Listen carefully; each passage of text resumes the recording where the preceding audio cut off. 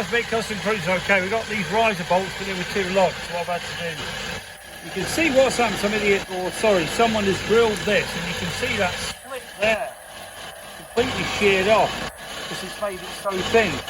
This is very dangerous. Now on this particular Counts Custom chopper, all the wires were drilled through the riser. Now I can see what's happened. This is in here, and the bolts we use are longer, so what I've had to actually do is machine a bit off them because they were too long. But this is very dangerous. You see, this is completely sheared here. I don't know if you can see there, that gap. I tightened it up to the proper tool and it's just completely sheared. So what we're doing now, we're just continuing this bolt down on the lathe, okay, so we've got one the right length, because these had less thread on.